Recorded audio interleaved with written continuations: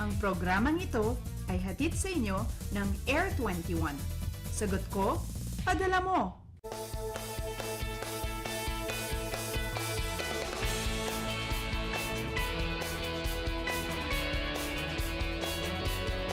Good morning Pilipinas, alas 5 na po ng umaga ayon sa Philippine Standard Time at ngayon nga po ang unang araw para sa buwan ng Hulyo. Maulan man ang ating umaga dahil kay Bagyong Goryo, halina't gawin nating makabuluhan ito sa pamamagitan ng pagtuklas ng mga kaalaman tungkol sa ating panahon. Live mula sa Pag-asa Weather and Flood Forecasting Center, ito po ang Panahon TV. Nangunguna sa paghatid ng ulat panahon araw-araw mula Lunes hanggang Linggo.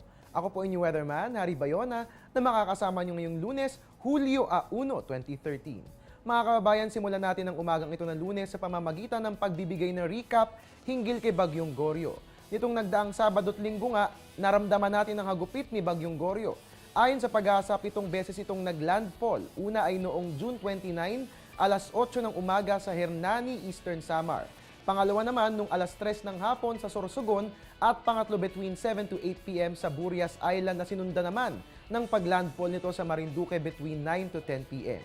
Noong June 30 naman, naganap ang 5th landfall nito sa Calapan, Mindoro sa ganap na alas 12 ng madaling araw.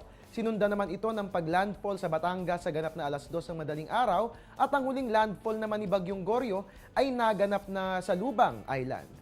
At ayon pa sa Weather Bulletin number 13 na inilabas ng Pag-asa ng alas 11 ng gabi kagabi, uli itong namataan 340 kilometers west-northwest ng Dagupan City at lahat ng public storm warning signals ay inalis na. Samantala, 5 incidents ang namonitor ng National Disaster Risk Reduction and Management Council o NDRRMC sa Regions 4A, 4B at 5. Kaugnay pa rin nga yan ni Bagyong Goryo. Isang landslide ang naganap sa Masbate habang nagkaroon naman ng pagbaha sa Occidental Mindoro at may naitalaring tornado occurrence sa Quezon Province habang sa Antipolo may mga nabuwal na puno at tumumbang poste ng kuryente. Sa Sorsogon naman, nakapagtala tayo ng whirlwind incident. And as of 6 p.m. ng June 30, 3,424 na kataong naapektuhan ng Bagyong Goryo sa kabuuan sa 5 probinsya ng Regions 4B, 5 at 6. Sa kasalukuyan, ang kabuuang bilang naman ng mga kataong kinakalinga ng evacuation centers sa Regions 4B at 5 ay 1,924 na katao. At mga kababayan, ngayon naman, alamin na po natin ang latest sa lagay ni Bagyong Goryo. Upang bigyan tayo ng ideya sa mga dapat asahan sa ating weather ngayong Monday, makakasama po natin si Pag-asa Weather Forecaster Connie Dadivas. Good morning po, Ms. Dadivas. Yes, good morning din sa iyo, Harry, at sa ating mga taga-subaybay. Ms. Dadivas, ano na nga po ba yung eksaktong lokasyon ni Bagyong Goryo at anong direksyon ang tinatahak nito? As of 4 a.m., ang Bagyong Goryo ay nasa rayong 560 kilometers northwest ng Dagupan City at ito ay nasa labas na po ng Philippine Area of Responsibility sa kasalukuyan. Alright, that's great news mga kababayan. Nasa labas na po ng Philippine Area of Responsibility itong si Bagyong Goryo. Ms. Dadivas, kahapon ng alas 5 ay naglabas ng gale warning ang Pag-asa kaugnay pa rin ni Bagyong Goryo. Kailan po ba natin aalisin ang gale warning sa ating mga baybayin?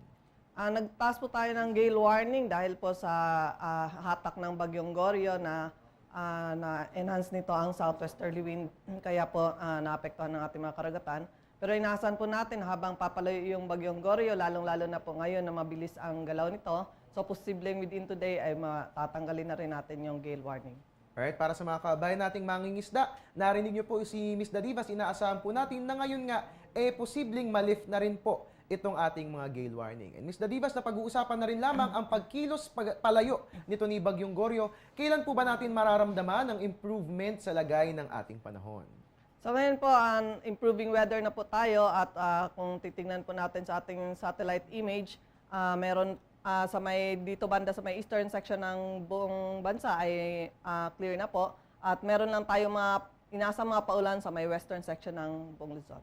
Alright mga kababayan, kahit po si Bagyong Goryo ipaalis na ng bansa, asahan pa rin natin ang mga pag-ulan ayon nga po yan kay Ms. Dadivas. Maraming salamat po Ms. Dadivas at bilang pahuli, ang inyong paalala na lang po para sa ating mga kababayan ngayong si Bagyong Goryo ay papaalis na ng bansa.